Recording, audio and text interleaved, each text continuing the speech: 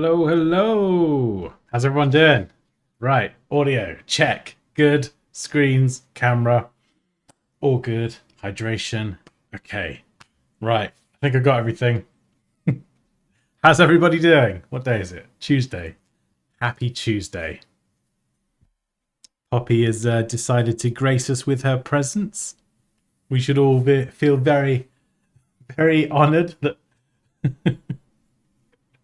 Her Highness has joined us today. Hey Neil, good to see you again. Aye, indeed.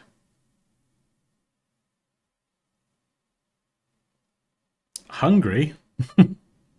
Pupil in the house. Hey Scott, how you doing? Yeah, this is going to be an interesting one. So basically, recently we went to Poland for 4 days, and we went to Krakow. Krakow? It's written Krakow. You say it Krakow. I keep getting it wrong. Krakow. We went to Krakow. Lovely city, by the way. Very, very nice. Yeah, Poland was amazing, wasn't it?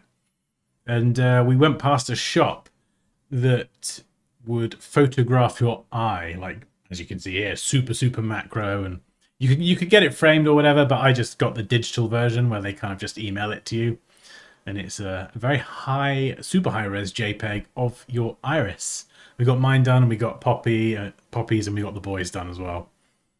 And you may have seen on the old YouTube post thing, I was playing around with this. I'll whip it up so you can see. Let me find it first. Where did I put it? That is the question. I can't even navigate my own channel. Where am I? Oh, dear me. Terrible. Right, anyway, so yeah. This was the design that I made in Photoshop. So it just basically took my iris and just enhanced the colors a bit, and then we added a bunch of particle effects. And a few people said, "Hey, how can we do that? Like, is there a tutorial?" And so I thought, well, we'll just have a play today, and we'll have a play around in Photoshop. And it's been a while since we've done Photoshop, so hopefully this is going to be fun. Hopefully it goes well, and I don't screw it up. We'll see. Eli has sun eyes. He does. Eli's got, like, Leo's eyes are very similar to mine. Eli's are sort of similar, but they've got like a yellowy, just sun, like a sun, literally around the center. And then Poppy's is kind of a mix of both of their eyes. She's got like just yellow splodges randomly. Sorry, Pops, you've got lovely eyes.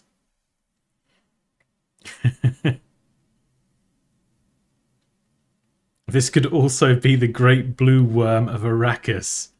Yeah, I suppose actually it's this bit here specifically, isn't it? Yeah, I can kind of see that actually. They're kind of crazy actually when you look at eyes close up. It's absolutely insane what sort of patterns and detail are in there. It's almost kind of cosmic, like almost like a black hole or something. I don't know. Mental. Yeah, it's live. What could possibly go wrong apart from everything? I mean, to be fair, we haven't had an issue where I forgot to turn the camera on or the screen's gone black or any of that rubbish for a while. So I'm on a bit of a roll at the minute. Also, I keep saying how hot I get in here. I figured out that the air conditioning hasn't been turned on. So the entire time I've been in this new studio, I just haven't turned the air conditioning on. Yeah, sorry, Poppy. You know, we were in here streaming and sweating the other day. It was pretty hot with all the windows shut. The aircon is now working. You've got messy eyes. Eyes are the window to the soul. Indeed. They are indeed. Right, let's put the drink over there because I'm definitely going to knock that over at some point. Excellent pronunciation on Krakow. Yeah, not Krakow. Oh dear. Yes, indeed, working air conditioning. Right, okay, so at the moment, I think the original size of the JPEG was about 17,000 pixels. So I've scaled it down somewhat because Photoshop, when I was trying to do certain effects, Photoshop was having a complete fit and just was like, So I've dropped it down to 6,000. Still, as you can see, 100%. It's still pretty punchy. That doesn't even make sense. Pretty punchy. What are you talking about, Dan? It's still pretty detailed. It's massive. So we don't need it to be 17,000 pixels, as lovely as that might be. Or as Dwight says, the eyes are the groin of the face. Yeah, Poppy says the eyes of the nipples of the face. Yeah, much more eloquently put. Right, let's get some tunes on. Okay, right, so first thing I'm going to do is I'm going to make this smaller so I can expand the effects out a bit. I don't want the effects to kind of touch the edge, so Command or Control T. Scale it down with Alt or Option, so I'm scaling to or from the center. Return to set the transformation. And what am I doing now? Select the background. I'm pretty sure this is black. Or check. Where are you? Oh, my bloody panels keep popping up on the other monitor. Yep, so good. 6 zeros. We are definitely pure RGB black. Let's paint bucket tool that in. Boom. Merge them together. Command or Control E. Fantastic. In fact, actually, yeah, so we've got a pretty hard edge here. What I'm actually going to do is I will separate this eye onto my eye onto its own layer. So I'm just going to create a circle. Let's give it a bright color, just so I can see what I'm doing. We'll drop the opacity. And we'll size that up. Maybe just bring it in ever so slightly. A nifty trick to get any shape or object into the center of a canvas is with the main selection tool, hold Command or Control A. So it selects the entire canvas, and then you can use these options up here. And you can align it to anywhere on the canvas specifically. So that is now dead center. You can see I've just cut inside the edge of the eye. Just a tiny, tiny bit. Hold Command or Control, click on the thumbnail for the layer. We get selection, and we can now add a layer mask. There we go. And I'll need to add that black background back in as a solid color. Drag it underneath. And let's name my layers like a good boy. Eye. And we'll lock the background. And I mean, I'll keep this around just in case, but I probably don't really need that anymore. And now we've added a layer mask, one thing we can do is double click this and we get some properties. So we're not going to play around with the density because we just don't need to. We can feather this a little bit. Now you may or may not want to do this. As you can see, that feathering does come quite far in. So you might want to just do a bit of subtle feathering. Which I think I will. It's going to help. And first of all, I'm just going to bump up the contrast, and I'm going to do this with curves. Let's add a clipping mask here. This will clip this to the eye layer, so any changes we make to the curves, they will only affect this one layer. And if you have a curves adjustment layer, you can just create a very subtle S shape. Not like this. This is more of an S shape, but obviously that looks awful. Really, really subtle, like a slight little bend. So we're bringing this down and pushing that up. That's a very quick and easy way to create just a bit more contrast. We'll darken the darker areas and lighten the lighter areas. Yeah, so you can see that does just make it a little bit dramatic. Of course, we are changing the original, authentic colors somewhat, but I think it looks cool, so we'll do that. I'm happy with that. In fact, I could even try doing that again, just for the outer edge. So perhaps, yeah. So this might work. I'm not sure. I'm making a slightly different type of S now. Something like this. Now, the reason I'm doing this, obviously that looks awful, but I can invert the layer mask with Command or Control I to hide it. And what I'm going to do is use a lovely, delicious, soft, round pressure, opacity, and flow brush, which is a mouthful. And if I brush around the edge, you can see it makes the kind of that border, that circular edge, a little bit harder to see. And I don't know what you call it, the veins of the eyes, something like that. But you can see that they just kind of disappear into nothingness. There is no perfect circle anymore. So you might want the circle. You might want it to feel a little bit more like they just kind of fade out into nothing. So this is what it does. You can see I've just increased the contrast with that curves layer, but I've only applied it to that sort of outer edge. I could go and brush in here, but I mean, you could do that, I suppose. You could brush in certain places to just make it more dramatic, but I'll kind of leave that there for now.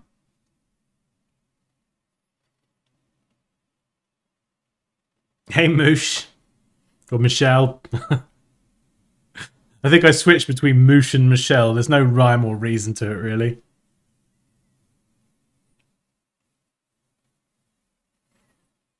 Eyes and nipples should never be confused.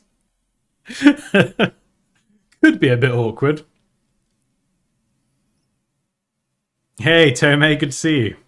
How you doing? Scrumptious, diddly umptious. Ninja designer. Hey, welcome.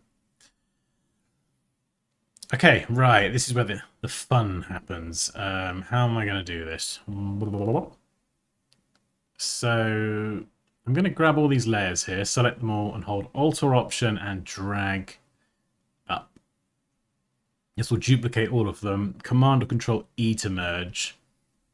So I basically got another copy of this now. And what I'm going to do is I'm actually going to scale this up slightly. There's a bunch of different ways you can do this. This is probably the quickest way to get a pretty decent result. So we'll do that first. So we should have a slightly bigger version. And I've just dropped the opacity there. I'm going to scale it up a little bit more. It depends how far you want your particles to come out. So if you want them to come all the way out here, you want to scale it up larger. And what I'm going to do is hold Alt or Option, click on the layer mask icon, and that will hide that. And I could then brush that back in, and you see we're brushing back in the larger version. Obviously, we don't want to do that. That looks rubbish. I'll try and make it look half decent. Paul says this would make a cool wallpaper for your phone or desktop. Yes, it does. I've tried it on the phone wallpaper, and it does look cool. Hey, Glenn. How you doing? Right, so the next step is we need some brushes. Now, there's a million different places you can get brushes.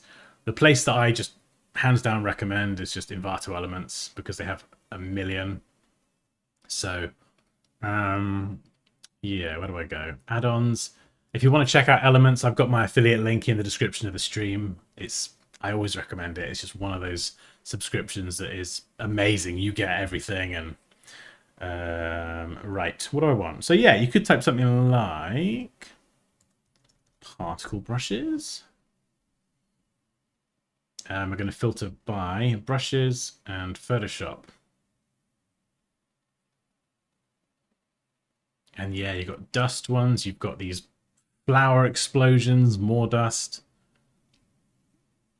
Ooh, electric particle fields. Now that kind of looks like the eye. I'm going to download those. I was looking for that the other day and I couldn't find it. Yeah, so some of these are more relevant than others. Got some more cosmic ones here.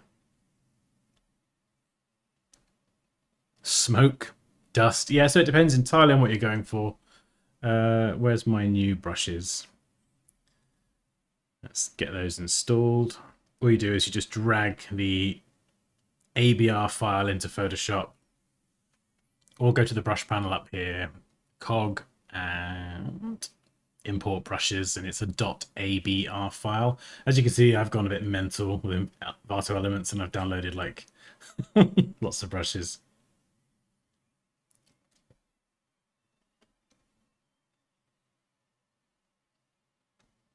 Okay, what am I looking for? Oh, goodness. Dan, you've gone a bit mental. You've got loads.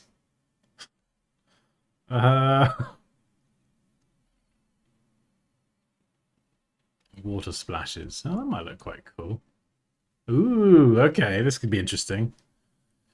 Yeah, so what you could do with these brushes, if I just show you on a separate layer, is you can actually just stamp these. Pick a color. Yeah, white. Yeah, so you can just stamp a splash, or you can do something awful like that, which is... So some brushes are great because they kind of enable you to brush and paint in a certain way. Other brushes are more like stamp brushes, so you stamp the effect. Now you can rotate the brush with the left and right. Yes, there we go. Left and right arrows on the keyboard. Or hold shift to rotate faster. Hey, there we go. So I could go and stamp this here. But of course we're doing this on a separate layer, so we want to do this on the layer mask. I've done one there already. Let's get rid of that.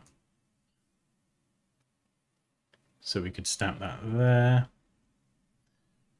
And I'm adjusting the size of the brush with the left and right square brackets on the keyboard. So I'm just rotating it around with the arrow keys. Make it a bit bigger. Now, you can be lazy like me and you can do this with one brush. But if you want to get a better effect, do it with multiple brushes. Because otherwise they just start to look the same. So let's go and grab another one. Something a bit different. Maybe this one?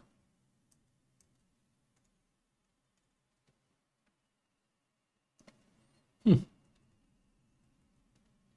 both of these brushes have different ends, so I can use either end. Have a splash coming out there.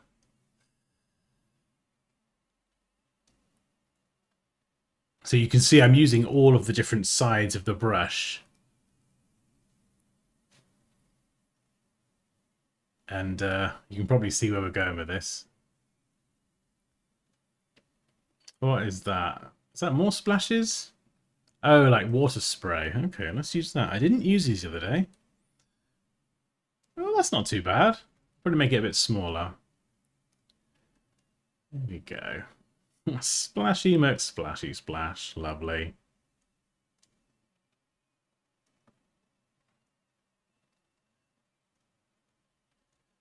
Now don't worry that I am kind of, you can see here, I've really made the inside of the eye look awful with all the splash effects. We'll get rid of that afterwards. We're just focused on this outside bit. And that's the bit we're focusing on now.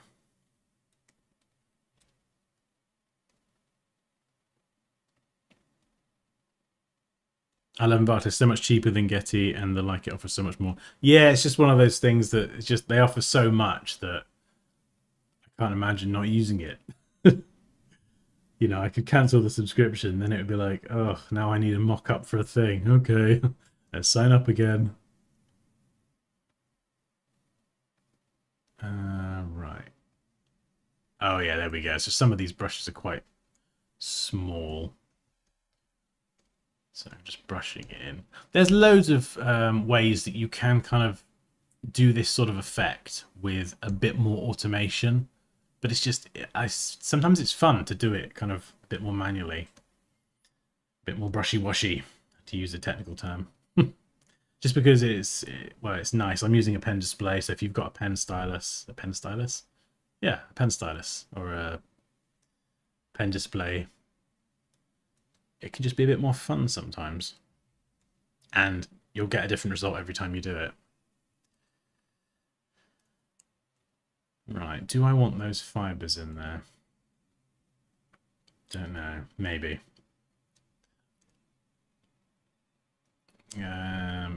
Dust. So we could add in a few little dust particles around the edge.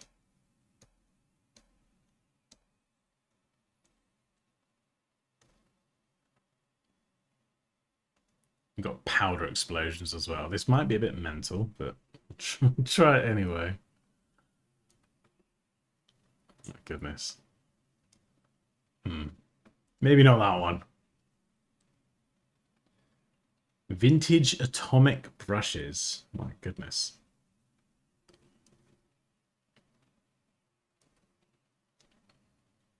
Okay.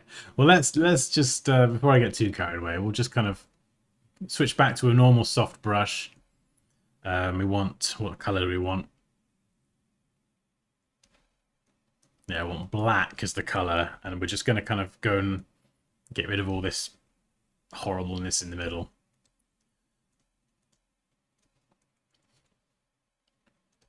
So we just want those brush effects to really affect the, like, the sort of the tips almost.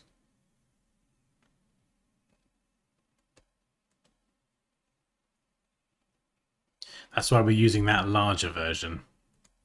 We're just using that because rather than picking a specific color for the brushes, obviously the eye's got light blue, it's got dark blue. So rather than using a specific color for all these extending strands, we're just using a larger version of the eye. So we're going to get the same sorts of blues and things coming through, whether it's light blue, dark blue.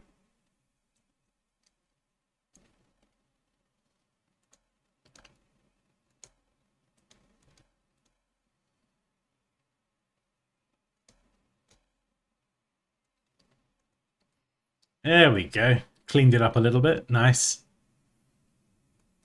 And we can go and brush away any little... If we sort of don't like any certain details or things look a bit weird, we could brush them away there. And then what you could do is you could duplicate that and do like another layer. So delete this layer mask here and brush more. Or you could just do it directly on the same layer if you're feeling confident. Or if, let's say I'm not feeling confident, we'll duplicate that and we'll hide it. So we'll just keep a backup, because when we're brushing into this mask, it's kind of permanent. Not permanent in that it affects the layer, but, you know, if you kind of get a really nice effect and then you just do loads more brushing and you can't undo enough times, then you kind of mucked it up. So we're going to be very cautious. Brushy washy. Hey Dilshan, how you doing? Long time no see, my friend.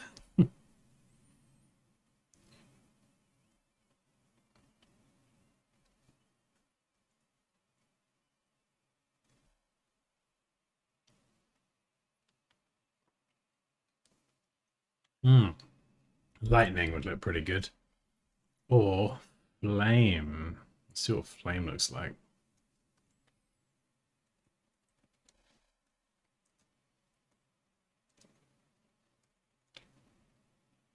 So I'm just rotating the brush here again using the arrow keys until it kind of lines up.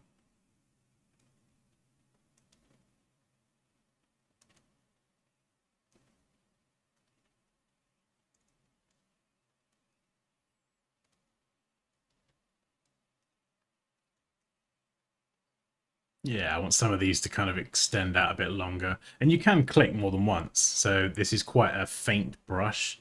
So I'm just going to go 1, 2. Double it up a bit. Then we'll rotate it around. We'll change the size. We could even use the other side, actually. So we use that side of the brush.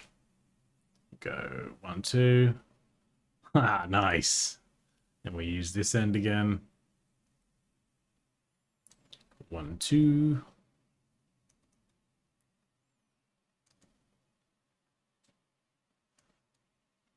Yeah, don't want to overdo it.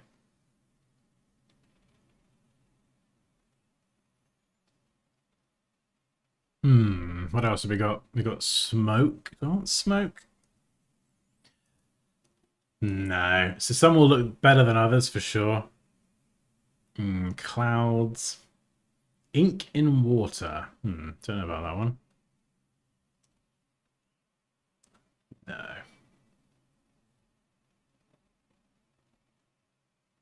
Grass. Okay, let's just try it, see. Oh my goodness. That's I mean, oh, I don't know actually. Let's not write that off just yet. Is there a single blade of grass? I need just one strand. No, there isn't. What about this one? Oh, that's a shame. Let's try it. I feel like it could. Oh, it could work maybe. Yeah, I'm going to use it sparingly. So I don't want to make everything look a bit rubbish.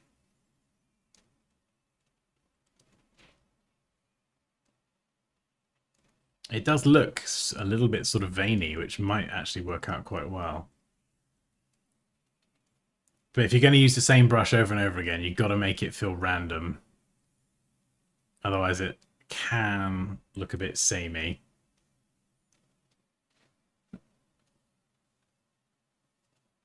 Yeah, that's not too bad. Again, don't worry about all this hard rubbish, because we can just use black. We'll use the soft black at the end, soft brush, to kind of get rid of that. Can you make a brush from it? Yes, so you can make a brush from your own shapes or design. So I'll show you. This is how you make a brush. So if I just make a new document, a document does not need to be this big at all. So let's just shrink that down. It depends how big you'd like your brush to be, but I'll just shrink it down. So what I'll do is I'll make a new layer and grab black as the brush color.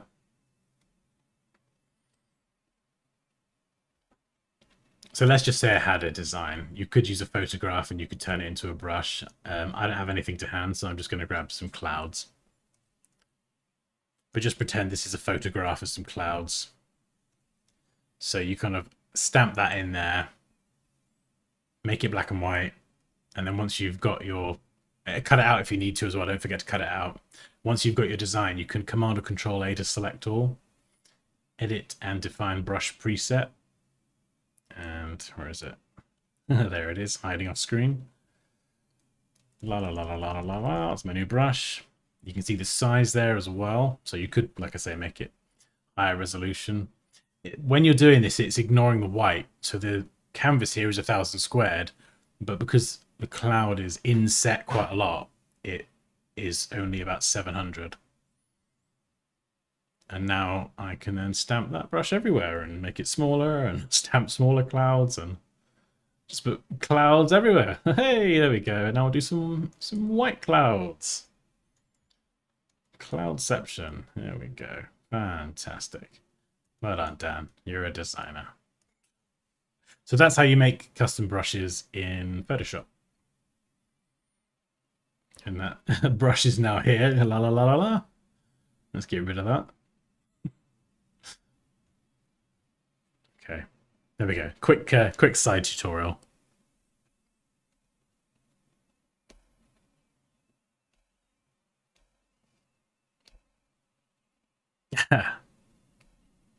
What's the shortcut for moving the brush left and right? So if you want to rotate the brush, it's the left and right arrows on the keyboard. Let me show you. Yeah, left and right. They rotate it around. Obviously, this is really slow. So if you hold down Shift, you can speed up the rotation. And you can adjust the angle up here. So you can adjust the angle up here and you can rotate it and skew it and all that kind of stuff if you want a squished brush. But it's much easier, I think, just to quickly rotate it using the arrow keys. Michael, hey, hey, the eye of the Dansky. Dun, dun, dun, dun. Are you welcome, Alpha? What did you miss? Okay, so the TLDR or whatever the kids say these days. I got my eye photographed in Poland, like super close up. And here's the original. Something like that. And I basically thought, well, let's try and Photoshop it and add some effects and make it look a bit more cosmic, particle-y. And so I'm just playing around with, basically, I'm just playing around and having fun with brushes. We've got spatter, McSplatter, I don't know. That. Ooh, could that work? Oh no, it might be a bit splashy. I mean, we could try adding a color because it's all just one color, this eye. We could try adding a color, maybe. Obviously, I'm ignoring that I'm splatting blue everywhere. I'm just focusing more on the sort of outer edge. So I could splat that in there. And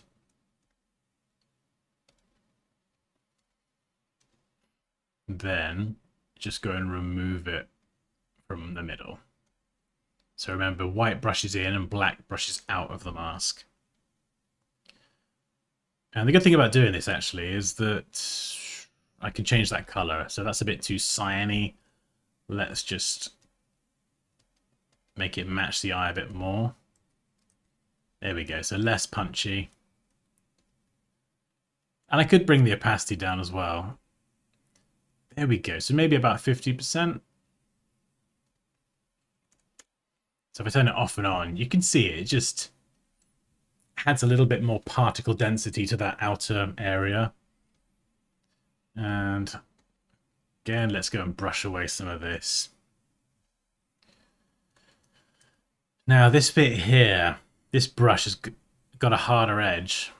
So we could, pretty sure we can use the blur. Yeah, there we go.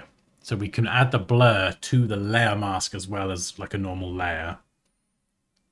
So I think, yeah. Yeah, some of it I'll blur. Like the flame one as well. That's pretty blurry, but it's still got a little bit of hardness. So I could just do once over with the blur tool. Yeah, you see here, we've got all these sort of hard bits that blend in. So we just brush over that with the blur tool.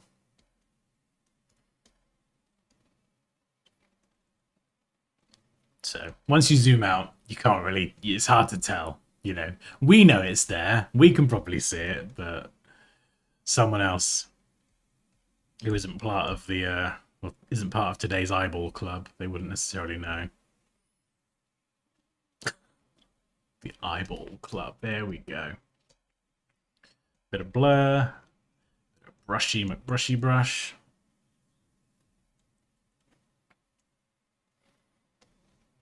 Nice.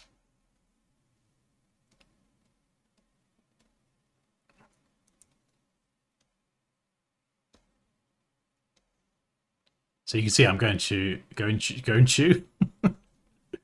I'm going through and fine-tuning everything. Here as well, I've got a few lines going in an odd direction. I want them to kind of be coming out from the center. I'm going to double down on making everything a bit cosmic. So that's that splatter or spatter. It's got a few going in random directions. So I don't know. Maybe I'll just brush around the edge. There we go. Just some of those kind of outer spatter particles. Just making them a little bit softer. Trying to be as random as possible. You know, I don't want to just kind of go and do that all the way around. So some bits I'm kind of cutting in a bit more, other bits not so much. So this is pretty much what we've done so far, is that to that, which is all right.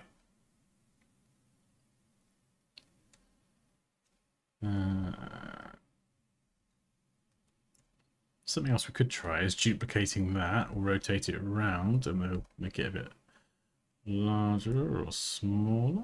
Maybe larger. And drop the opacity down.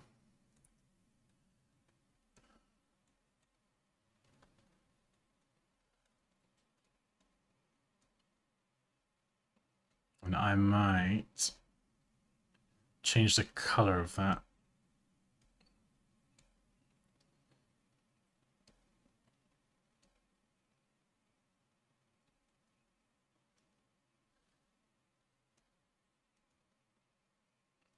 There we go. So you can see, even though it's subtle at 20% opacity, it's just slowly, it's building up a little bit of that density. And I can actually make this a bit larger. Maybe 30. Yeah, so it's lots of small changes that when you actually kind of put them together, they will have an impact. Hopefully. Fingers crossed.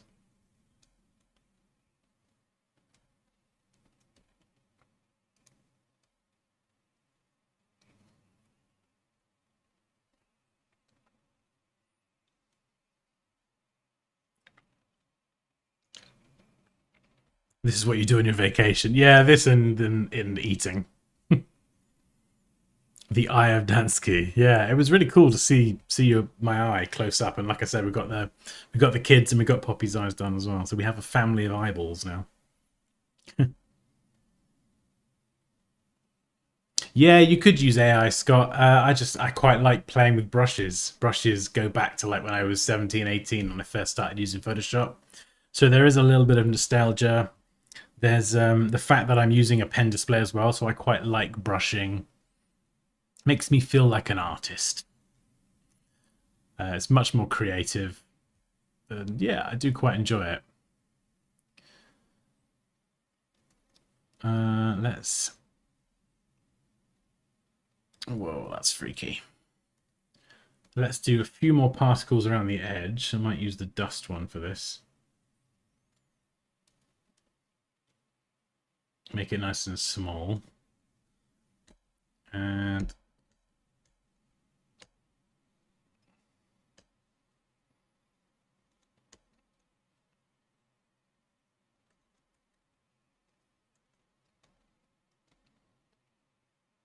there we go.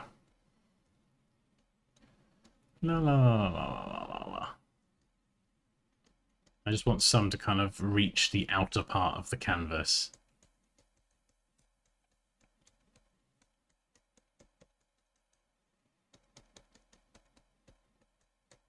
So I'm just brushing in towards the center. In fact, I wonder. Let's select all, copy, merged, and paste. I wonder. I'll convert it to a smart object because then I can apply smart filters and edit them, delete them if I don't like it. I just want to try radial blur. This is one of the first blur effects that I used in Photoshop 7 back in the day. I always remember this, radial blur and Gaussian blur.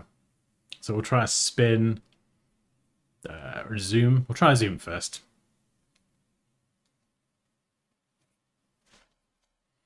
This might blow Photoshop up, but we'll see. Oh, thanks, Alpha. That's very kind of you.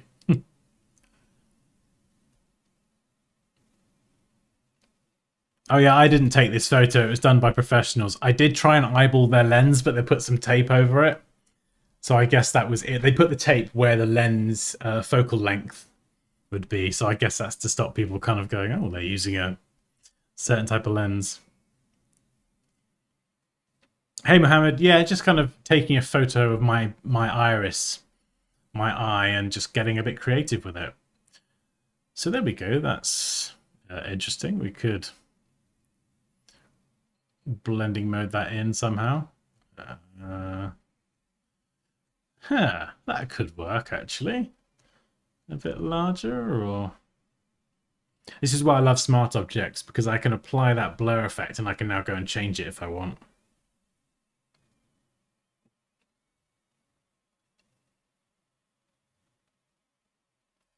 It can be quite taxing on your computer though, so as you can see here, Photoshop's taking a moment to think about if it wants to blow up or not.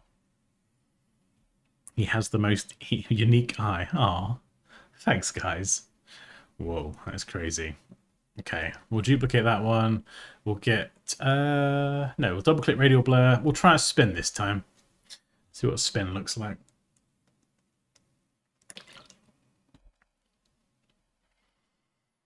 You should 3D scan your face and print it out. I mean, that would be fun. I'm not going to lie. That would be one of the more unique family portraits.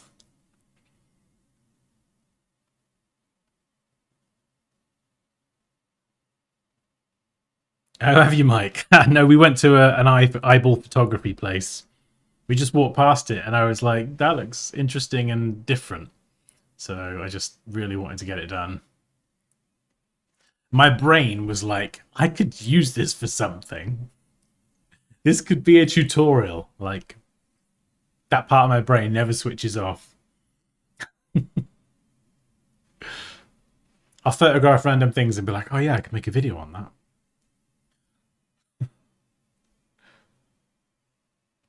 And just to give you a good example, the barista at the coffee place this morning made a flat white coffee, and the pattern he did in it was just beautiful. And so I kind of took it outside and started photographing it top down, like, oh yeah, we could do this. This could be a Photoshop tutorial.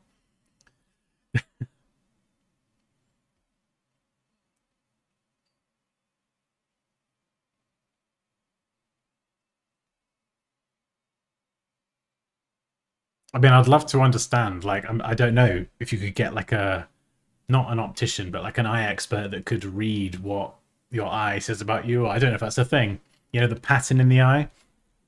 You know, like you get people that what do? They read your palm. The patterns in your palms can mean something. I don't know if it's legit or not, but be interesting. Yeah, okay, maybe not the spin. Spin's a bit mental. But I think I'll keep the zoom. It kind of adds like a little bit of a nice little light flare coming out. And let's save it before something goes wrong. We're doing good so far. I'm going to add a gradient as well. So let's start with the default black to white. And I'm going to pick... What am I going to pick, Dan? What are we going to pick? We'll change the white to a blue.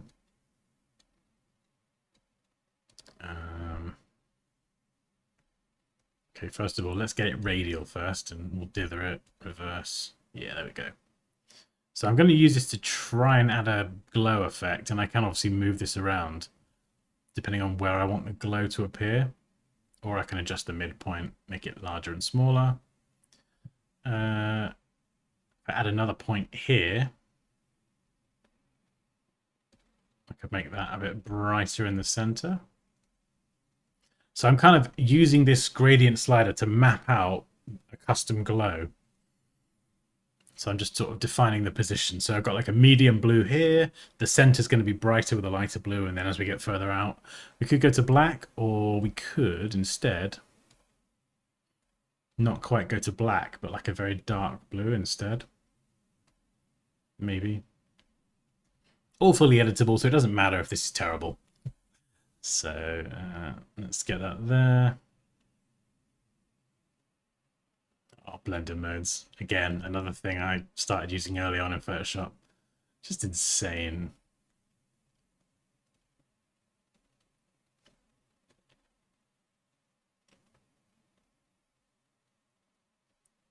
Yeah, so what I'll probably do is use one of these ones. I think screen's better. Linear dodge is good, but it's kind of creating a... It's a bit too, like, electrifying. So now I can go back into this, and I could fine-tune... Okay, so that middle one, that needs to be darker, because that's where the hole is. So I don't want, like, a... You know, I could go and make this red. But I think what I'll do is I'll keep that... Yeah, like a really dark blue, not quite black. And then this one here is the main one. Now I've kind of set this up, I can change the color and see in real time how it's going to affect everything. So I could kind of give it a bit more of a cyan feel, or make it a bit more like a sea blue. Bring it down to make it less punchy, or up to make it more vibrant. So I could have like a really vibrant blue there, and then this next one along, make that darker, and it's going to keep sort of a more concentrated blue around the sort of early part of the, I don't know, eyeball explosion, whatever you want to call it.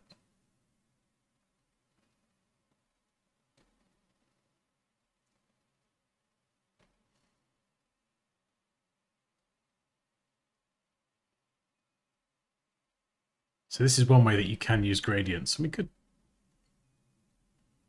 yeah, tweak the color a little bit.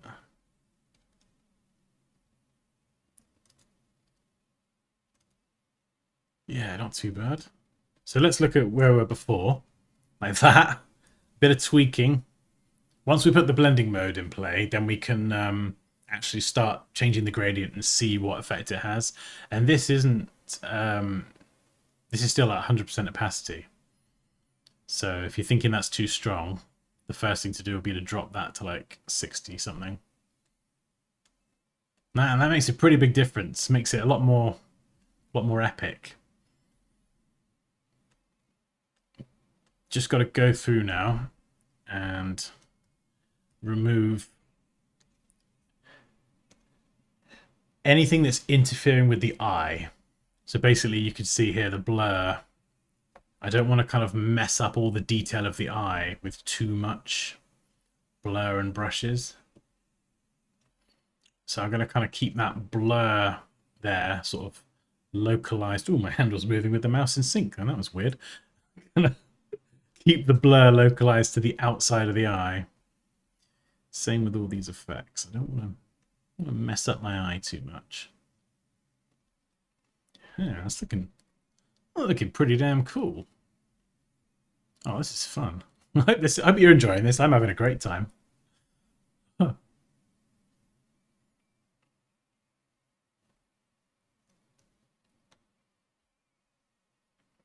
Can you give another look at the original you were... Yeah, so where was it? No, not there.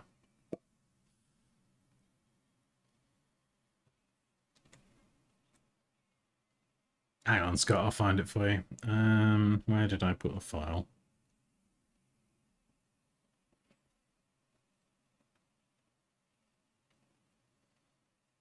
Yeah, so this is one that I spent longer than I'd care to admit playing around with.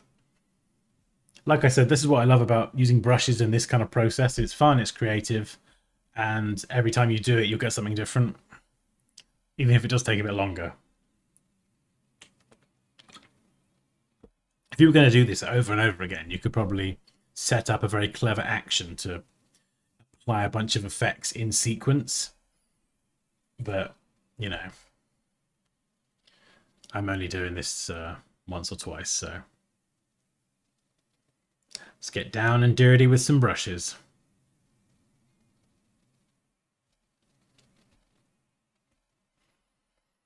Yes, yeah, Poppy went to go and stir my coffee before I took this incredible photo of it this morning.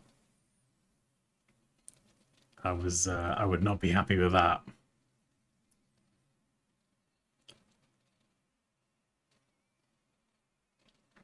Yeah, so this is the one kind of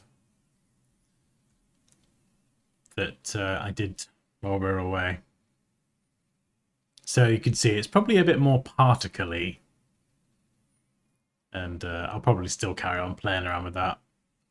And this is today's one, which looks totally different. So we'll see where we end up.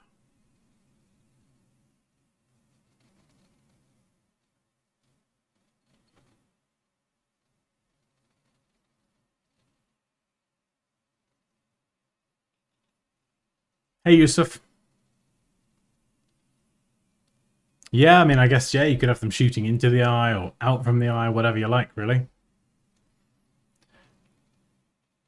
One thing I could do now, actually, is, and I love doing this with all this kind of Photoshop stuff, is select all, Command or Control A, and then we've got the copy merged. So we'll copy everything and you can paste it in a single layer.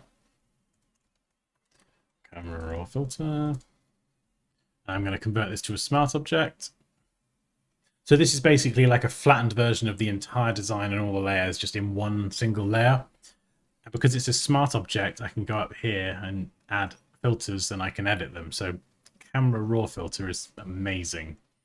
I love this. It's now on the wrong screen, which is great. Let's bring that back in. There we go. Right. So the first thing I'm going to do is grab the texture, bring this up. I'll bring it up to the extreme so you can see what it does. It adds a lot more detail. It literally adds more texture and clarity, which looks insane. So a lot of the smaller details, the granular stuff becomes, well, it has more clarity, so you can see it a bit clearer. So here's the off, and there's the on. Whoa! Oh my goodness, where am I going? Whoa! Steady on, Dan. Yeah, you can see here. So that might be a bit much. Yeah, that looks pretty cool. And then I've got light up here. Maybe drop down the blacks, push up the whites. Contrast is an easy one as well.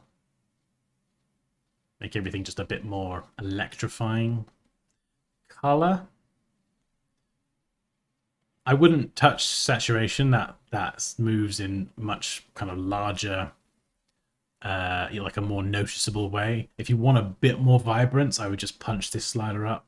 You get a bit more blue or a bit less blue. Oh, I like it with less actually. Oh, it's really cool. Oh, I don't know which way to go. Maybe I'll just leave it alone. Maybe I'll just leave it alone. Something else I also like to do is, and this is a personal thing, is add grain. Again, I'll do it to the extreme so you can see. It adds grain to all the black areas. So it adds it to the design and to the black. So if you've got like elements like the background and the gradients that are elements you created in Photoshop, they usually don't have grain. They look very clean and very perfect. Obviously, the eye was a Photoshop with a camera, which is going to have some degree of noise or grain in it if you zoom in enough. So by introducing some grain into the thing overall, it can kind of sometimes help blend photography with stuff that was created using software like Photoshop. The same as when using 3D. If I'm using 3D assets from Envato Elements, they come in perfectly clean, and that's great. But when you add a bit of grain to them, you can help blend them with photographs a bit better. So that's kind of a personal one. It again depends if you like grain as well. I do. Detail, we could crank up the sharpening. Again, if you want to bring out more detail from it. I'm not going to use that because I've already kind of done this with the texture and clarity. Curves, we could play around with that, make a slight S curve to introduce a bit more contrast. Yeah, that looks good. Click OK. And you can see it just enhances that final design. That looks awesome. And this is all a layer I can turn off and on. So I could drag that to the trash. I can edit it. Don't forget to save. Rob, I'm like literally Command or Control S-ing every few seconds. I'm paranoid. I've lost too many projects in the past to not be.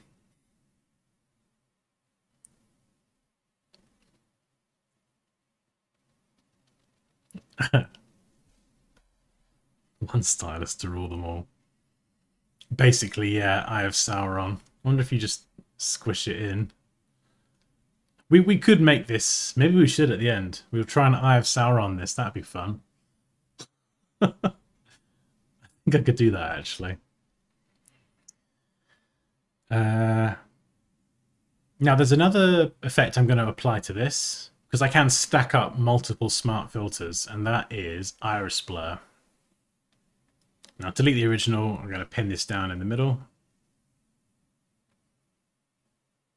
And what this does is it will keep everything towards the center of the circle in focus, and then add anything outside the circle will be blurred. This is especially useful here because I can keep all of this in focus and then blur things towards the outer edge of the design. Now I've cranked up the blur because it helps me see it a lot clearer. Like I can see where the blur is. Once I kind of fine tune the position, maybe there, I can then bring it down to something a bit more suitable.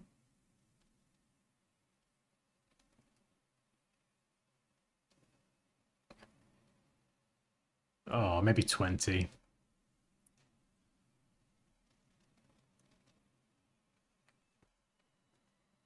And you can see it adds it again. It adds it there, which is great.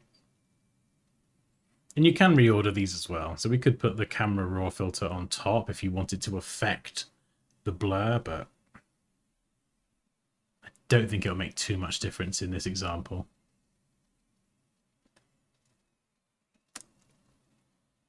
Huh. Yes, it's come together quite well, actually.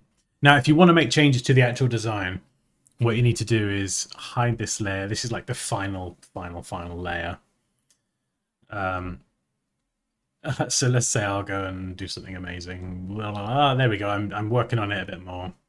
What you need to do then is just Command or Control A to select all, edit, copy, merged, double click the thumbnail and paste this in. And what I do with this is I'll kind of go 1 and 2, and I'll usually, if I keep working on the design after adding the camera raw filter, I'll have 1, 2, 3, 4, 5, and it's all the different versions. Save. It'll take a second to update it. But then basically that smart object can contain it's like a document within a document almost.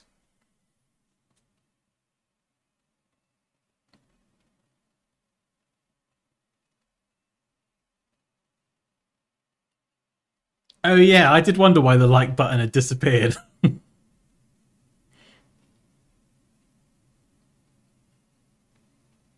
Can we mask the blur effect? Yes, you can mask it on the smart filter, but because I've applied both of these to one smart object, you're going to affect the camera raw filter as well. So what you'd want to do is, if you want to do the blur separately, is take the apply the camera raw filter first, then convert that to a smart object, then do the blur after. So it can get doing that. You can have smart objects inside smart objects inside smart objects. So it makes making changes a bit more long-winded, because you've got to go all the way back in the smart object to the root, save, close, save, close, save, close, and come back out. But I'll show you another blur in a sec, actually. Obviously, what have I done here? That's terrible. So let's go back in. We'll get rid of that. Save, close. So I try not to do the camera raw stuff till the end. I don't want the design I do to depend on that. I want it to enhance what I've done, not be a replacement for like good retouching. But sometimes it's nice to see how it would look, and then I just kind of turn it off, carry on working, and then update it when I want to see it in all its glory again. Something else we can do is, and this is a beta feature that can make things go a bit funny. The blur is a little bit wonky, is if you go back into, I'm just going to let it save, there we go, back into camera raw filter, there is a really awesome feature, great if you're doing like any sort of product photography, or you've got a subject in a background, and this is honestly brilliant. And this is I think it's still a beta feature. Oh, well, there was a beta thing there, maybe it's not anymore. That is the lens blur, and this will do a pretty good job of intelligently kind of identifying a subject in a background. But this has its own set of features. It's not really applicable here, but if it decides to load, I'll show you it, because you can brush in where you want the blur to be and where you want the parts of the image to be in focus to be. Yeah, it would be nice to get them framed. Maybe we need to do some sort of art piece on them that isn't just a bunch of eyes staring at you. Hey, John, good to see you, man. Afternoon indeed. Control-Alt-Shift-E, Command-Option-Shift-E is the shortcut to merge all to a new layer. Nice. Yes, Sir Allington's not in the bath today. That was so funny. You got a funny goose. Anyway, I don't know what accent that was. Nothing. So you can crank up the blur, and then if you click Visualize Depth, it will show you what Photoshop has determined the depth to be. So I think focus. Yeah, so I can brush in these areas. That's all going to be in focus. And then I click on the blur, and then I can brush in where the blur is. So yeah, I think the yellow areas like super in focus, and the dark areas are blurred. So you can turn that off and on, and then you get to see. Yeah, so you can see I'm brushing in blur. So you can work in the visualize mode, or you can work without it. It makes it a bit easier to see. That is an amazing feature, just kind of tucked away there, and it's now, by the looks of it, out of beta as well. But in this instance, I've got the iris blur because it's just kind of focal point in the center, and then blurs as I go out towards the edge, which is nice.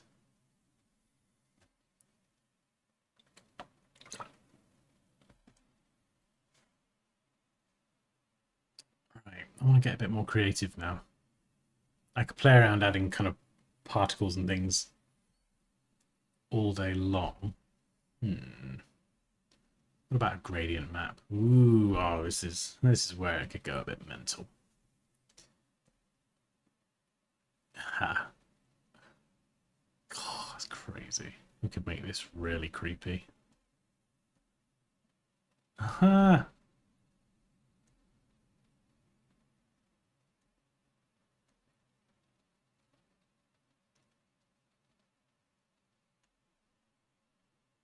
Let's add a bunch of colors.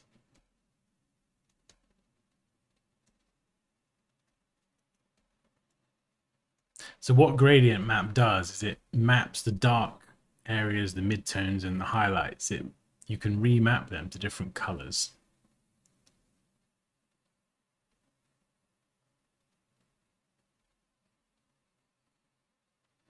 Yeah, look at that. Ah, we are definitely going full Sauron today. So as I move these around, you can see the yellow occupies more color, and I could even add another one on there, like a almost a nearly white, and I can choose kind of which parts of the design it occupies. So by moving these colors along the slider, I'm kind of essentially defining which one's going to be more dominant.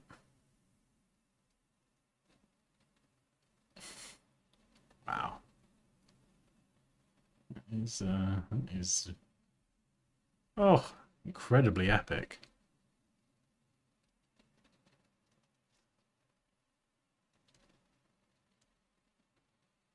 Yeah. Just that one adjustment layer makes me go from like the Queen of the Night to Sauron. Let's copy all merged, and we'll dump this in a new document. Actually, I don't think I'm on a MacBook Pro, and I think how would I do this? I think Liquify, at least last time I checked, it was a bit broken. Yeah, the Liquify feature doesn't work on the M2 MacBook Pro. So if you get this and it's just blank and white, I've tried to fix this many different ways. You need to go into Photoshop 2023 to use Liquify. It worked back then, and for some reason it doesn't work anymore on the M2 MacBook Pro. So if you end up watching this Adobe, please fix it. I love that feature. Right. How would I have Sauron myself? Let's make a new file. Right, let's just save this one. I think I'll whip up the other version of Photoshop because I've got it installed. Yes, Sauron indeed. What are you going? Are you talking about Bubble Bath? I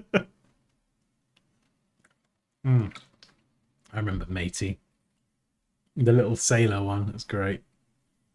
Right. Anyway, Photoshop 23. Let's bring that up in here, and we'll open up Sauron. Sauron.psd. Let's get rid of this. Go away. Yeah, so again, I'm going to convert this to a smart object just because if I muck this up, I can then change it. And scale it down just so I've got some kind of width, some space to go left and right. Oh, what's the best way to do this? Maybe a warp? I don't know. Possibly a bulge?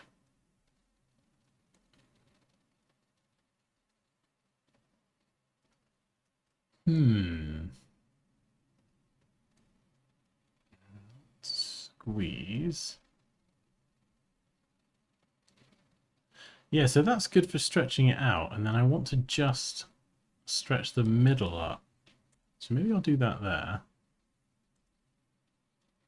And we'll try and liquefy this as well. Which is, as you can see, it works in this version, which is great.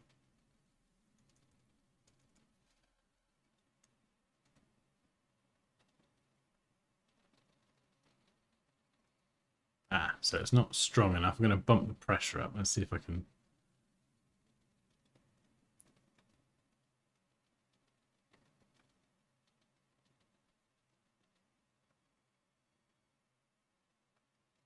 So I'm just going to use that to sculpt it manually. I think Sauron's eye is a bit more pointy, isn't it? Yeah, there we go. We're getting there. Ooh, I've got to try and do this straight as well. I'm using the trackpad now. Maybe just extend some of those particles out. Maybe something like that. A little bit, Sauron. Hey, Zakir. Good to see you. I mean, it definitely needs some work. We could go back into the liquefy and we could actually push this in a bit more and make it all a bit more kind of eye-shaped. And then we just need a big, like, tower to hold the eye.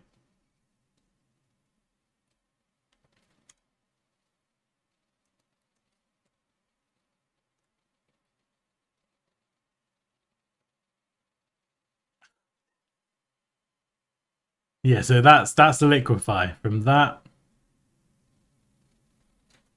to that. And that's just doing it quickly as well. Obviously, you could go in and refine all of that. But yeah, it's pretty awesome. Liquefy is pretty awesome. Wakes up, Gandalf.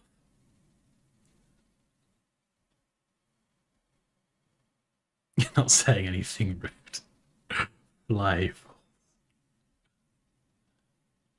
Anyway, back to Queen of the Moon, or Queen of the Night, or whatever this is.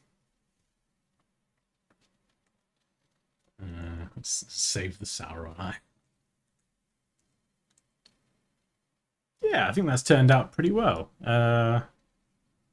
Yeah, we could remap that there. We could blend these two together, which I don't know what that's going to look like. Gradients are another one we could use. Do I want that over the whole thing? Let's pick a color, because we've got loads of presets here. Let's pick something funky just to see how it could look. So maybe radial, so it kind of goes towards the center. And we could try maybe hue. We could do linear as well and have it go from one side to the other. So it depends entirely on what you prefer. But like this one, I could have like a reddish color in the middle, and we could have like a purpley color on the outside.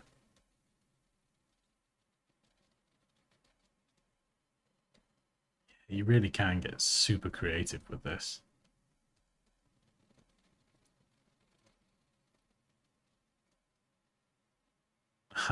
This is fun. I love doing this.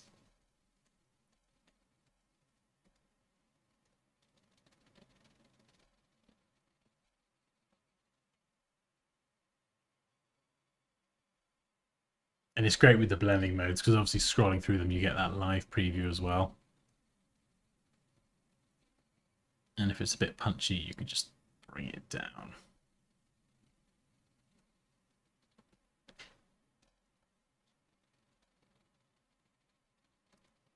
Or maybe we could localize that color just to the inner bit. So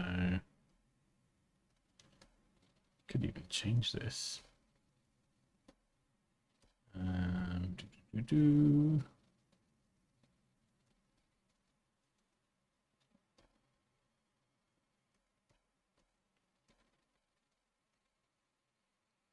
Yeah, so we're just kind of affecting the area near towards the center of the eye.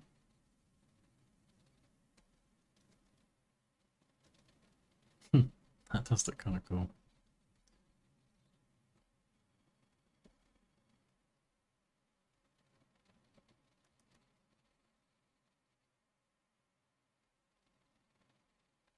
Oh, man, I could do this all day. Yeah, so before, after. So it depends what you're going for. You can kind of keep it a bit more authentic and true to the original eye, but you can also just go completely bonkers with it. Ask, hey, good to see you. Ooh, we've got another John. Greetings from the PNW. What is the PNW?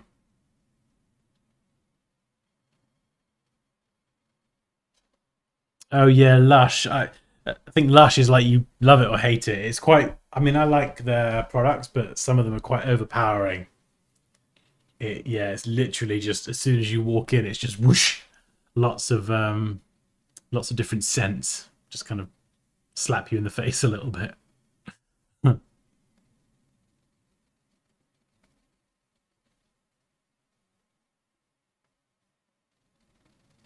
I mean, we could even do a half and half actually. So let's just go and grab a black white gradient. Oh yeah. So let's do that directly across. Now, so I don't want a gradual blur. I want to kind of have a white, and then I want another black on this side. Yeah, I got that already, and then I'm going to bring them closer together.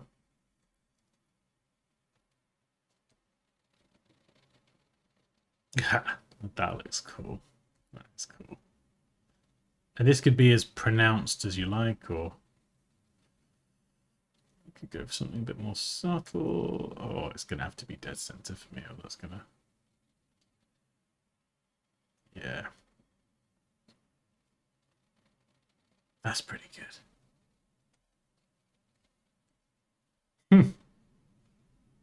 Fire and ice. Basically, it's thicker in an eyeball. We did it, Mike. Minus the text. Yes, we're doing Photoshop for a change. Definitely need to do some more Photoshop content because it has been a long time.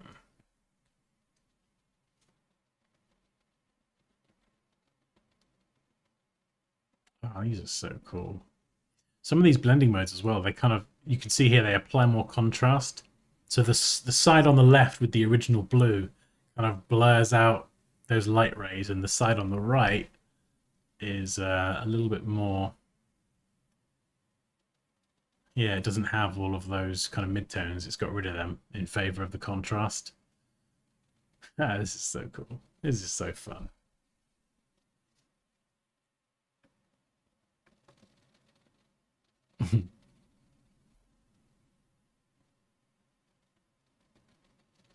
Was down the hall when I heard mention of fire and ice.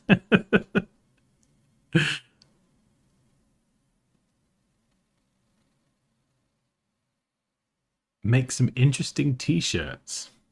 What, with my eyeball? I mean, we could put the eye onto a t-shirt. Let me have a look.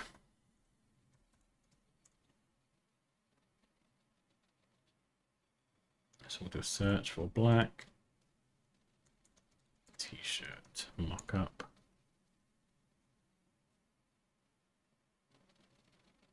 Here we go. Let's grab this one. Let's see what this half and half.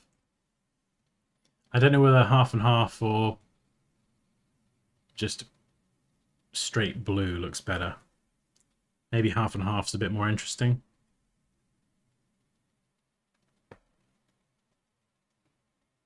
So this is a mock-up I've just downloaded from Envato Elements, and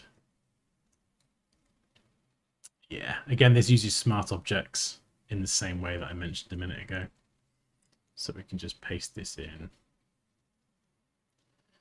And I'll shrink it down.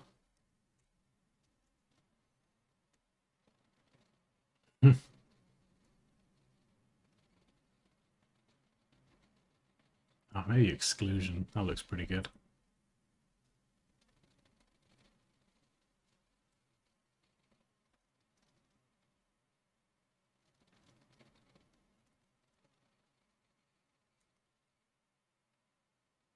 Ah, that's the one I want. There we go. Just get rid of those hard edges. That looks pretty cool.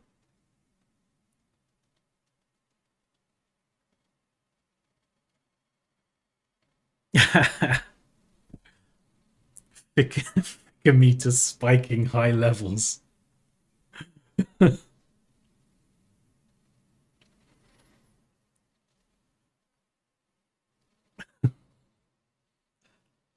Hey Danielle, how you doing? Hello from Australia. Was going to try an Australian accent then. Definitely shouldn't do that. It's awful. Poppy can do one, I can't. I want the many faces of Dandy on a t-shirt. No, I like it. We'll go with Dandy.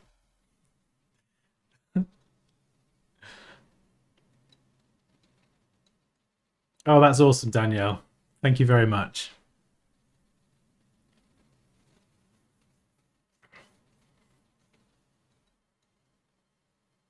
Oh, this is kind of cool, actually. Yeah, that was a good suggestion. Thanks, John. I wouldn't have thought to try mocking that up, actually. That looks cool. I really like that. So we've got the new Dansky hat. We've got the Thicker t-shirt. Official Thicker merch. Oh, Danielle says would buy.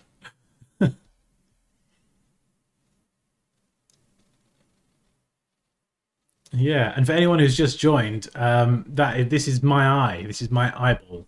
Well, not my eyeball, my iris. So this is where we were. In fact, hang on, let me just grab the original. So this is the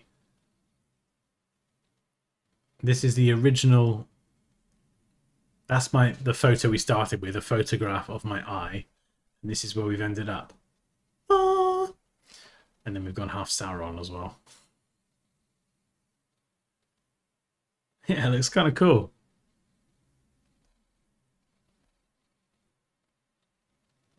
Dig it.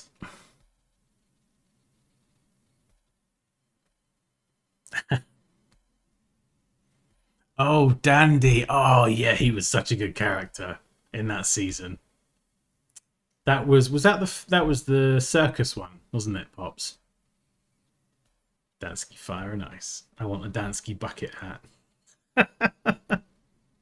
All right, I'll get on with some Dansky merch. I think I pretty much settled on the final logo design, just to sort of pivot. I know a few people on the stream have they've been part of the logo redesign saga, which actually I've got to say thank you to everyone that's kind of helped, because I got to a point with it where I started redesigning it and then I just got stuck. Yeah, I'd got a bit stuck and then just sort of left it. So this is the crazy workspace. And yeah, between me working on it and jumping on stream and getting feedback as well, I think I've got it to a place where I'm pretty much happy with it. The only thing that's changed since you last saw it was the curves that make up this sort of quiffy bit. So where's the version I had? The old one was... Yeah, so top is the old one. So this bit here... Oh, hang on. Didn't use a giant brush, Dan. Goodness. Yeah, the old one just wasn't a massive fan of the curve here. It felt a bit squish. So this new one just has a much nicer, sort of more shark fin style curve. Tiny, very nitpicky change, but this is kind of, I think, pretty much where it's going to be. We've got one with a tagline. We've got the community and the Dansky Live app icon. Yeah, I think it's pretty much nearly done. I'd buy your eyeball. Thanks, Danielle.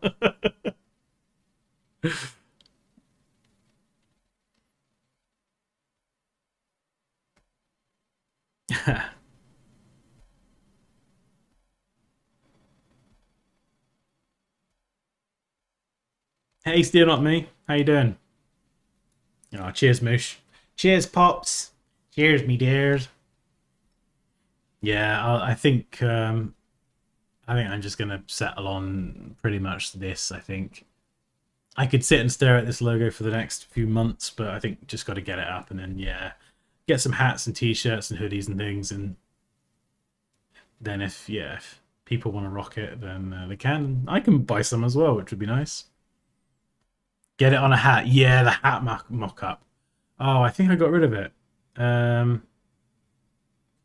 you saw it the other day. Yeah, the hat mock-up did look really cool with the little character thing.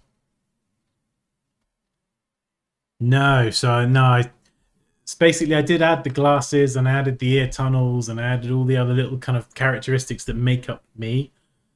But every time I did that, I just personally kept coming back to something more simple rather than adding more detail, you know? Just gut feeling. You have a great logo now. Oh, thanks, Raquel.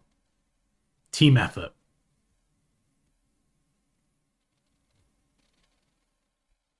Dansky diapers.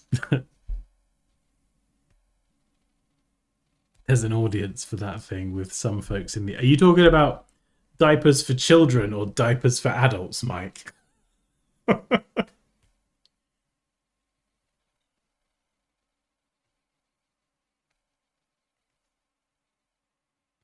Dansky diapers. Yeah, Danielle, it was a little bit of less is more, but it's kind of a gut instinct as well. Like for anyone who hasn't seen this, there's a million different examples. Like there were examples that had the glasses. Some people said that it was a bit superhero-ish, which I can totally see. And we did do some more illustrative versions that people very kindly... These are a lot of submissions that other people submitted during and after the stream, so it definitely has more sort of character and it's more of like an illustration of my face.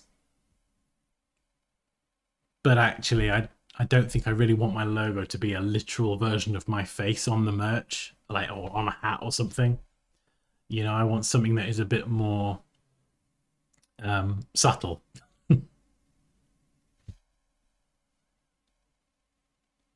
Fan art would be cool. Yeah, I mean, yeah, you know, maybe I'll do like an illustration like this of my face for a t-shirt, and that could be like one particular t-shirt or one particular thing. But I just wouldn't want my logo, like my logo for my brand, to just be my face. Do you know what I mean?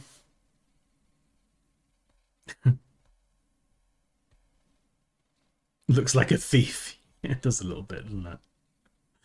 Huh.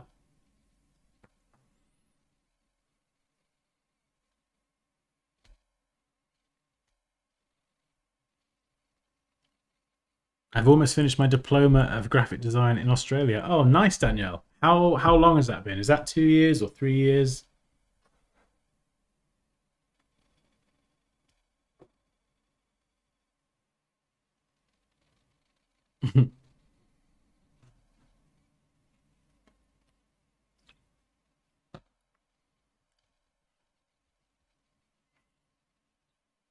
Oh my goodness, so many designs here. God, look at all this.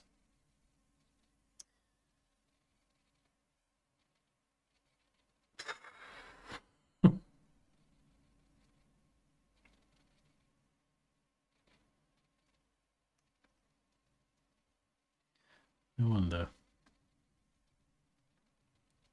Let's... I mean, I don't know if it will work. I'm just playing around. I'm just playing around. Let's try it. Let's try it.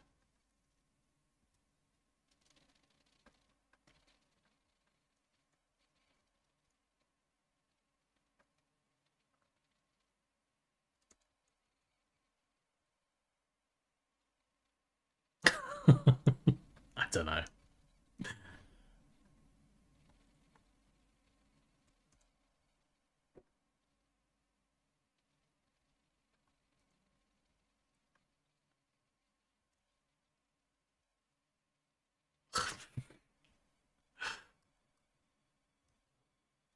Just playing. Just playing.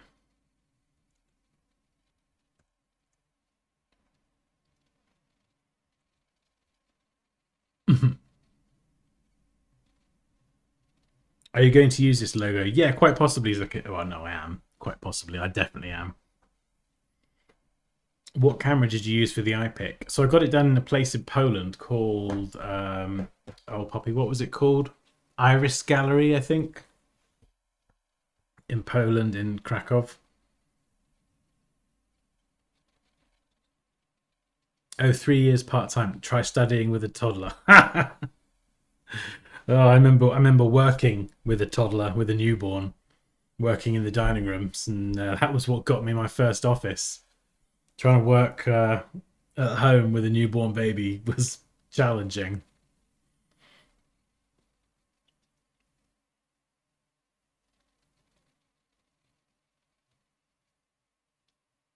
Yeah, I went to a proper eye place. Place it on the bottom right-hand corner.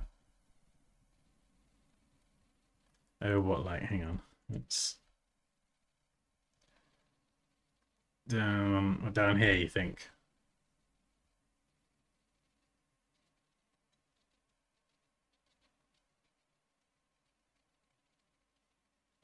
Yeah, I suppose you could do. I suppose it's like a bit of a sign off, isn't it? Oh, there's loads you could do with it. I mean, yeah, we could actually. I mean, actually, you know, while we're here, and we've got a T-shirt mock-up in front of us. Let's pop this on there. That might be a bit low. Ha. So I guess you could probably go for the big one across the middle, or you could stack the mark and the type, or you could do something like little kind of pocket position logo, like a little one. Or where are you? There you are. Just do something a bit more subtle. Actually, that's not subtle at all. Simple, that's the word I'm looking for. Or put it on the back. Oh, see you later. See you later, Pops. I will literally see you very soon. Have fun at Cubs, Leo. Leo's my son, for anyone who's wondering.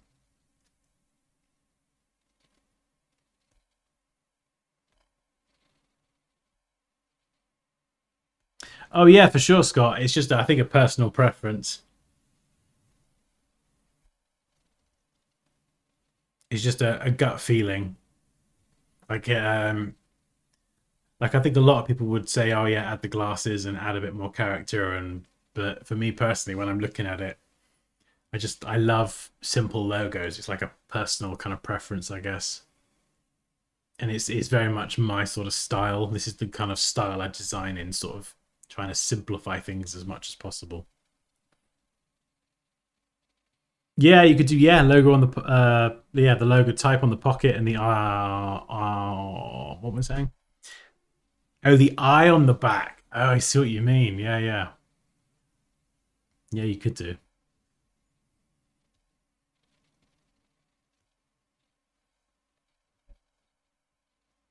How do you feel about adding real flames to the icon? I wouldn't add it to the actual logo, but yeah, you could do something interesting with it. I mean, I would love to design merch. It's not something I've done an awful lot of throughout my career, but it would be fun to get really creative and just try and, yeah, design some stuff. It'd be fun to wear it as well.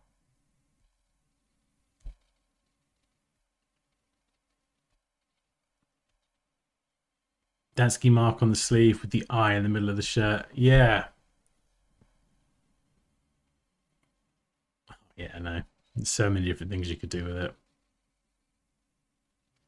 I think maybe even black and white as well. I know some people, I mean, I don't know what you think, but sometimes someone might look at a t-shirt and go, oh, I wish it was black and white. I don't like orange.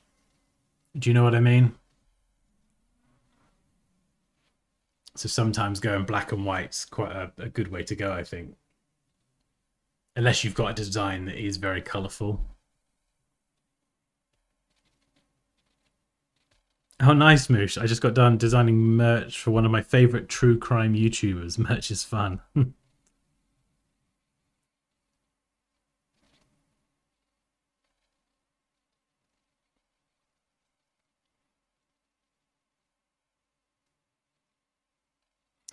Yeah, it's a good point, Paul. I feel like you see a lot of those face-based logos with glasses and beards too. This version feels more unique. Yeah, Raquel, I'd probably go for black and white as well.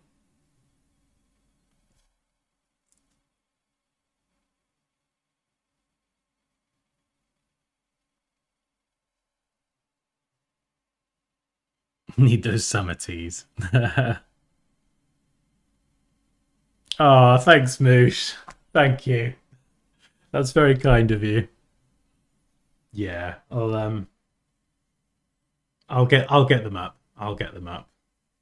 I will get on with that. I'll try and do that this weekend if I get a chance because yeah, it would be fun to.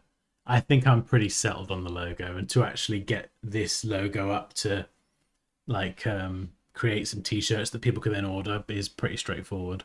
You just basically upload the designs to Teespring, pick what products you want, and then people can like order their sizes and everything themselves. That would be so fun. That would be so fun.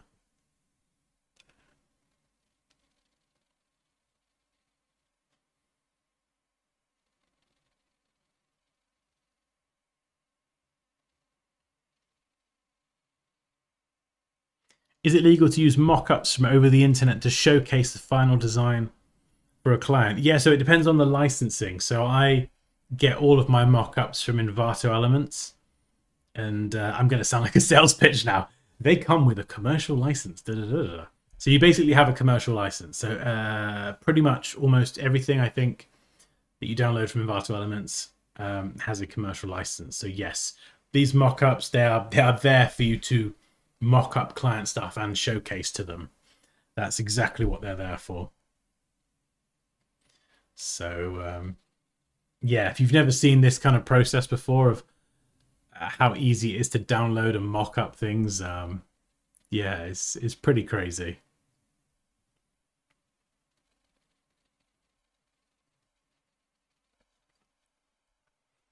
Do you freelance or in a studio? I'm currently working as a digital designer for an RTO childcare, but would love to eventually study my bachelor and get into freelance or studio. So I worked for a company up until what year was it? About when was it? 2014? Yeah. I mean, the company I last worked for full time was Clark's Shoes. You might know them. They make shoes, and that was in the UK. And then I left, and I'd started my own freelance business in like 2010. So when I was working at Clark's, I was working evenings and weekends, building up my own little roster of clients. And yes, they do, Moosh. Envato rocks are making licensing worry free. Yes, they make it super simple. And I'd sort of built up my own freelance business on the side. So when it came to leaving Clark's and then going full time as a freelancer, it was less scary because I had like a few clients and one pretty regular client that I was able to just kind of take with me. So I was still making good money when I left my job. I had like quite a smooth transition. And after leaving, I think Poppy had finished college at the time. So she finished college, I finished work for the company. And we basically both moved to Spain for 6 months. So we just packed up everything into my car. And we got the ferry to the north coast of Spain. I think the port was Gijón. And we drove 14 hours straight down the middle of Spain to the south coast. And we stayed there for 6 months. And it was insane. It was amazing. But the point I was trying to make was that then I was freelancing full time. So, and I did that till about late 2017. And It was fun working for clients and working on projects, but I just got fed up of emails and chasing late invoices. So, and I was doing YouTube at the same time. So, you know, it was great. I did get to work with some great people. And the great thing about freelancing is you can kind of pick who you work with. But it was like YouTube and the freelance stuff was just too much to do all of it at once. And in the end, I was just like, you know, I want to pursue YouTube. I feel like there's a better future there for me personally. So that was what I chose to do. So I stopped all the client work and took the leap to rely only on YouTube's ad revenue income, which was bloody terrifying. It has not always been smooth sailing, but yeah, million percent, it was the right thing to do. And yeah, being here on YouTube or on my own platform, launching and courses and teaching and whatever, teaching people like you in the chat, like what I've learned. I love teaching. That's what I'm passionate about. And I think that's kind of where I want to go. It's just, yeah, I love doing these streams. I love hanging out with you guys. I love teaching. And so, yeah, it's kind of going from just about figuring out how to kind of work with clients and run a freelance business to, okay, now I'm an educator. How am I going to like have a business model around that? So it's taken a while to get there, but yeah, it's I feel like I'm in the right place, if that makes any sense. Glad you didn't go with glasses. There's a YouTube channel called Geek Tutorials that looked a little similar to one of your versions. Take a look if you can. Geek Tutorials. Ooh, okay. Let's have a look.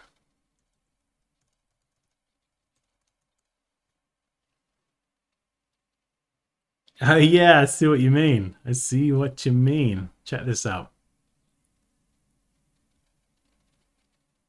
Yeah, there we go. Got the glasses in the reflection. I do like that. I think that's cool. I think it's a good use of the glasses.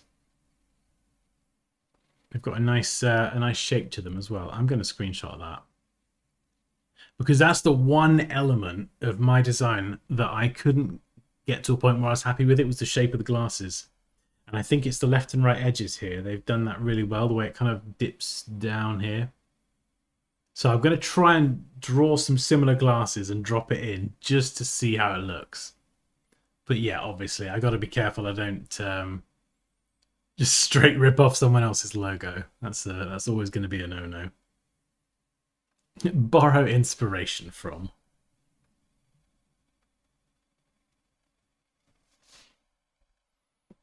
Mike says, don't you also have a course that you teach that shows you how to make a logo and then get that logo onto merchandise and everything in between? I don't. No, I don't, Mike. I'm afraid. But I do have an Illustrator course. Which is somewhere. Where is it? Here. So we've been doing Photoshop today, but if you can tolerate my voice and aren't offended by my face, then I have an Illustrator course, which will teach you everything I know about Adobe Illustrator from a complete beginner all the way through to like super advanced stuff. Basically packing in 17 years worth of experience, just condensing that down into about 7 hours. And yeah, it basically strips out all the mistakes that I made loads of mistakes. Many mistakes that I wouldn't have even realized that I had made until much later in my career. And yeah, it's just going to help you sidestep all that so you can just learn Illustrator as quickly as possible and actually get to the fun stuff, which is designing. And the great thing about enrolling as well is you get basically access to DM me, so you can message me anytime you like, and I will always be there to help. And don't forget, if you do want to enroll, sign up to the mailing list here, because then you'll get emailed a code for 15% off. And don't worry, I barely ever send any emails out, and I'm not interested in spamming anyone because spammy emails are annoying as heck. So you may as well do it because you get 15% off. So there you go. That's That's the Illustrator course. That was the promo segment. How did I do? Was that all right, Mike? Was that satisfactory? Good reminder, by the way, as well. Thank you.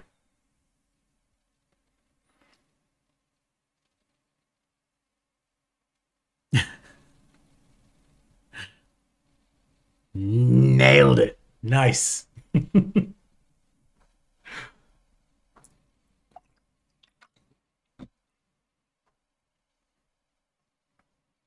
Dansky, you picked the right choice. You're a natural teacher. Oh, thank you so much. Yeah.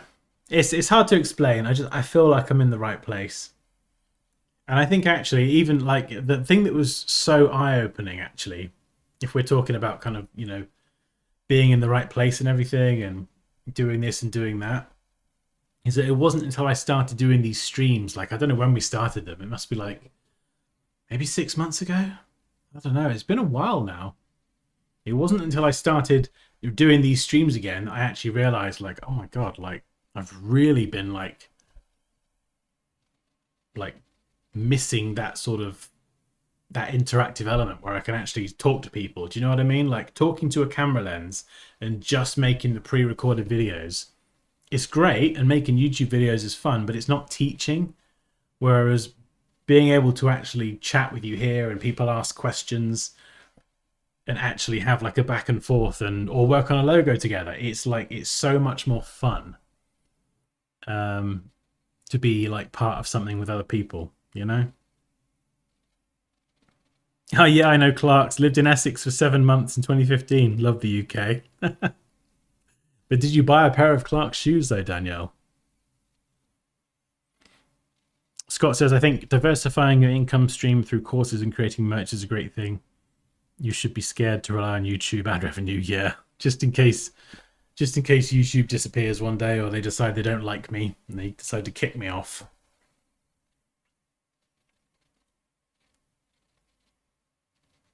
Oh, amazing. Thanks, Danielle. Have a good one. 2 a.m. Wow. It's dedication right there. Have you seen any of Daryl Eve's content? He has a book called The YouTube Formula. It was on my read list. Yeah, I've not watched loads, but Daryl Eves is the kind of person that I used to watch him more, but I would search for something in particular. And it would usually be either Daryl Eves or Roberto Blake that would come up with kind of tips for YouTube and this sort of thing. But yeah, I have seen some of his videos before.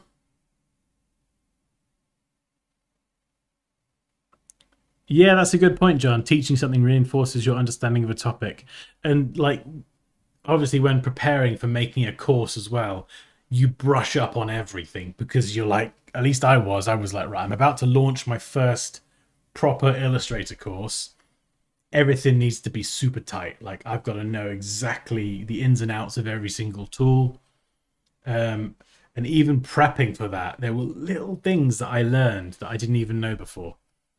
So it was nice to kind of brush up and just make sure I was super sharp before hitting record on the camera. So yeah, it took me 6 months to make that course, and so when I did record it, edit it, and then launch it, I knew. I was like, yeah, this is the best course I could have made. Like I put everything into that, and yeah, hopefully it will help some people. Bill Burr can talk to himself perfectly without back and forth, but I know that's a weird, rare trait. I didn't buy any Clark shoes. I don't blame you, Daniel. Oh yeah, Roberto Blake's fantastic. Yeah, very smart guy.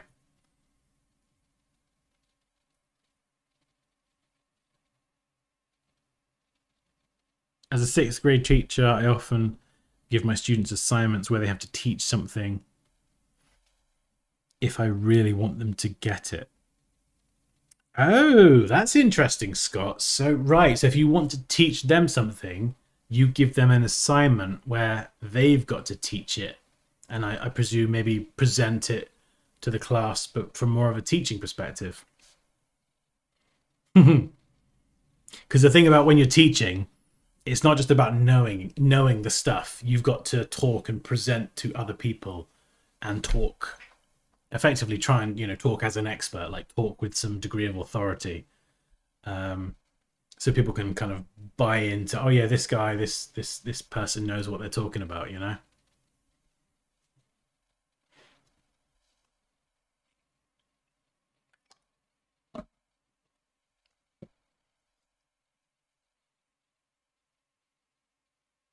Okay, 6th grade. What's that? How old are 6th graders? Are they 10, 12, 14? I got no idea. You have to structure it with a scaffolding of some kind so that they don't get lost and feel abandoned.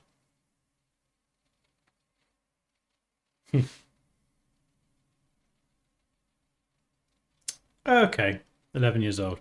Cool. Yeah, that's so good. Yeah. Yeah, what a great way to reinforce it as well, and kind of sort of, you know, drill that into their mind by getting them to teach. Very good.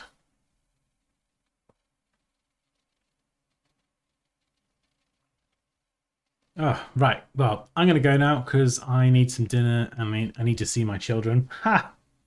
But yeah, hopefully that was fun today. I had fun playing around with my eye. Hopefully you enjoyed it too. I love brushes. Yeah, they're great. Great. There we go. We've got Sauron eye as well. Nice. Fantastic. Does anyone have any questions or anything else before I shoot off? Are you welcome, Raquel? Thanks, Scott. You too. I had a great time as usual. Very good, Mike. You win the stream today. Very good. Any more eye puns? Come on. What do you got? I'm not sure that you have any more eye puns left.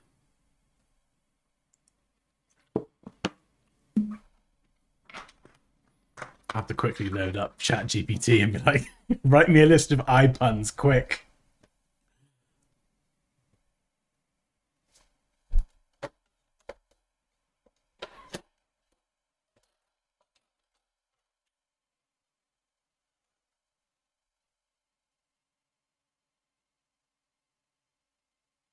I risked my case. I love it. Nice. Very good. ChatGPT is down. Oh no, Mike, you're on your own there. You're not saying anything, Mike. You furiously typing out a pun. Right,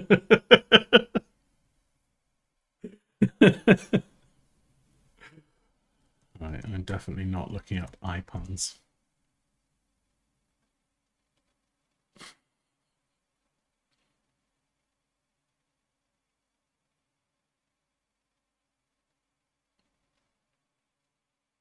Oh no, that is terrible. These eye puns are pretty corny, but mine is cornier. Oh, I'm sorry. I don't get it. You try. I don't want to be too corny about it. Very good.